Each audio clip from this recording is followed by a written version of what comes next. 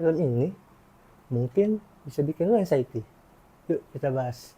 Hai, gue baru aja nonton sebuah film bikin gue nyesel. Kenapa gue nggak nonton ini pas di bioskop baru keluar? Karena film ini menurut gue semenarik itu. Gimana ya? Karena awal gue kira ini film cinta-cintaan. Ya udahlah biasa. Soalnya gue nggak coba nyari tahu lebih dalam ya. Jadi kayak ini film cinta, malas gue malas film-film yang selalu romance gimana. Ternyata pas gue nonton semalam, ini film complicated sekali, parah. Filmnya kena banget gue.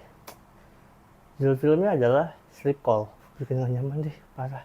Tapi ini maksudnya bagus ya, bukan gak nyaman yang lu males lah. Tapi ini bikin gak nyaman yang gimana ya?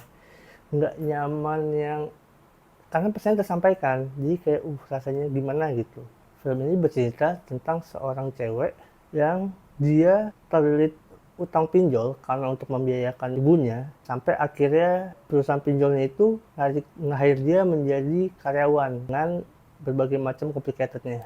Gimana lanjutannya, gimana konfliknya, itulah awal mula cerita ini. Nonton awal kayak sesimpel gimana sih kehidupan orang yang udah kejebak dengan pinjol ilegal kayak gini, yang lu nggak bisa bayar sampai akhirnya bikin hidup lu susah, dan lu nyari pelarian dari sleep call itu, dari temen date yang bikin lu nyaman gitu. Gue kira hanya yaudahlah 5 romance dengan background yang serumit itu, ternyata tidak. Film ini banyak hal yang menarik banget menurut gue. Pertama, gue pengen ngebahas dulu masalah sinematografinya. Sinematografinya boy, cakep banget. Kapan dibikin realis banget gambarnya. Tapi pemain kameranya gila juga sih ini. Menurut gue keren, enak banget. Terus juga pemain warnanya, itu kapan lu dibikin realis banget warnanya. Nggak terlalu gimana yang berlebihan. Kapan diubah menjadi sesuatu yang colorful itu. Perspektifnya dimainin kayak gitu. Jadi menurut gue, sinematografinya cakep banget dari warnanya. Take-take-nya, angle-angle-nya. Dan itu menurut gue salah satu penting bikin gimana film ini kena ke penonton. Angle-angle-nya kayak lebih masuk ke kehidupan si Dina ini, tokoh utama kita. Gimana feel-nya dia, apanya itu kerasa banget dari sinematografinya. Salah satu faktor yang bikin kita kerasa gitu. Actingnya ya, Laura Basuki kacau. Dikeplos gue sama actingnya dia. Wah, karena ini film ini kan juga ternyata memang ngebahas tentang isu kesehatan mental ya. Dan dia ngebawainnya, gue gak mau spoil, tapi banyak acting dia di berbagai adegan tuh menurut gue, kacau. Saat lu berakting dan penonton lu ngerasain rasa feel yang lu bawain, yang lu kirimkan di layar itu, itu udah menurut gue itu actingnya udah dapet banget. Karena banyak misalnya sesimpel, kalau misalnya acting sedih, penonton akan cuma tatapan flat atau gimana, itu berarti kan mungkin memang banyak faktor lagi, entah ceritanya memang gak mendukung, kenapa total sedih atau gimana. Tapi menurut gue di saat aktornya atau aktrisnya itu actingnya bagus, rasa sedihnya itu akan lebih masuk dan lu akan ngerasa gue dapet feel sedihnya akan tersampaikan banget gitu. Di sini Laura Basuki itu yang menurut gue kayak gila nih orang, kacau skill actingnya. Karena banyak adegan yang gue ngerasa gimana feelnya. Makanya kenapa gue bilang film ini bisa bikin lu anxiety ya, salah satunya actingnya Laura Basuki. Banyak adegan gue kayak gila, gue kerasa banget nih, gue tetep kayak entah kenapa gue jadi gak nyaman, gue kenapa jadi kayak lumayan kena deh feel gue. Biowan karena dia gak terlalu mainin banyak gimana, cuma paling di awal sama di ending, dan itu juga oke. Tapi sepanjang film ya dia cuma kayak sebagai bukan yang ditonjolin banget actingnya, jadi nggak selalu keluar gitu loh. Walaupun memang diajarkan awal diajarkan ending menarik sih acting aja. Karena Laura Basuki terlalu dominan actingnya, jadi yang lain jadi dapat tapi ketutup gitu. Walaupun saling melengkapi ya, jadi bikin film ini sebagus ini. Tapi kedominanan satu karakter itu bikin lain jadi bawa feel ya, emosinya. Terus juga kalau kita ngomongin masalah alur ceritanya, gue nggak tahu boy, alur ceritanya gitu bu. Makanya kan gue bilang kenapa di awal gue kira ini film romance dong. Romance, tapi kok kebanyakan yang disorot kehidupan sosialnya dia, kehidupannya dia.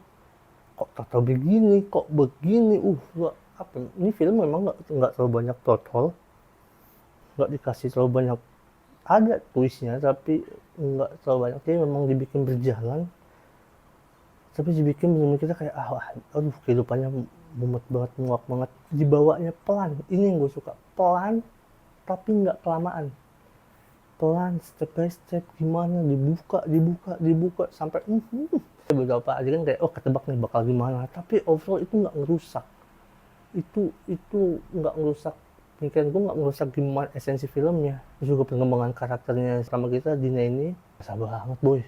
Makanya kenapa gue bilang jadi saat actingnya Laura Bansky sangat mempengaruhi juga, karena lu jadi kerasa gimana perubahan si Dina ini, dinaikin turunnya tuh lu dapet, ada yang kayak cuma flat, gimana mulai happy-nya, sedihnya, kecewanya, sampai kacau. Jadi perkembangannya dapat banget, penulisannya di saat ini yang gue suka dari kata-katanya Ernest Prakasa, di saat film itu punya cerita yang bagus dan dieksekusi dengan bagus, pasti hasilnya akan luar biasa bagusnya gitu, nggak bakal mengkhianati, karena emang sebagus ini sih, karena alur ceritanya juga gitu, kembangan perubahan karakternya juga begitu, lu dibikin ngerasain feel-nya dulu, jadi selama nonton tuh kayak roller coaster banget menurut gue, film dimainin banget nih film, endingnya juga begitu lagi sih. Menurut gue gimana, endingnya lo akan dibikin kayak open ending sih menurut gue, sebenarnya ngejelasin tapi nggak dibikin terlalu mengkerucut gitu, jadi masih lu bisa dibikin, lu bisa berasumsi dengan gimana akan kedepannya dengan karakter ini gitu. Walaupun memang ada yang gue kurang suka dari film ini adalah sebenarnya nggak banyak, tapi yang bikin gue kesel cuma satu, dan ini gue kayak kok gitu, itu adalah ya kurang realistis dalam artian kenapa adegan ini atau enggak kenapa tindakan ini kok bisa terus berlanjut, ini kenapa nggak ada gitu. Aduh gimana ya, gue takut spoiler, kok bisa seluasa ini, kok nggak bisa gitu lah, tapi nggak terlalu mempengaruhi, memang itu yang bikin gue kesel aja, jadi kayak kurang realistis untuk film yang menurut gue cukup realistis, tapi mungkin itu yang pengen terus dibawa kali ya, kita nggak tahu cerita pengen dibikin gimana, ternyata sampai segitunya. Tapi overall kalau nggak mikirin itu, ini film bagus banget. Menurut gue banyak hal juga yang bisa lu ambil dari film ini, pembelajarannya juga banyak. Sesimpel pertama yang gue ambil adalah lu jangan remehin tentang masalah gangguan kecemasan, tentang kesehatan mental kayak gitu, jangan anggap remeh. Sekecil apapun kesehatan mental, terus didampingi yang tadi dari teman atau enggak perlu ke psikolog, jadi jangan dianggap remeh, karena menurut gue kesehatan mental itu kayak benar-benar kayak bola salju, semakin lama semakin besar nanti bisa berefek sangat fatal. Gue saran buat kalian, ya kenal diri kalian dan coba tanganin hal ini, karena efeknya sangat berbahaya sih menurut gue. Terus yang kedua, media sosial. Salah satu quotes yang gue suka di film ini adalah, gue lupa gimana dialog ya, tapi yang gue tangkap, sepahit-pahitnya dunia nyata masih lebih baik dibanding sehappy-happynya dunia maya gitu. Karena mau gimana pun hidup di dunia nyata gitu loh, lu nggak bisa kabur di dunia maya, lu tetap hadapin kehidupan nyata ini. Terus yang terakhir, pinjol, jauhin aja pinjol, karena memang bahaya itu, apalagi yang ilegal, terus lu nggak tahu gimana lu harus belajarnya, lu nggak butuh banget, hindarin deh, karena memang semenakutkan itu loh menurut gue. Ya itu beberapa hal yang menurut gue bisa lu ambil dari film ini. Jadi kok kalian butuh refreshing ya film, tapi butuh referensi mau nonton film atau lu bosan filmnya itu aja, film ini bisa salah satu saran gue untuk lo tonton, karena menurut gue oke itu, dari ya gue bilang tadi, dari sinematografinya, ceritanya, actingnya gila banget.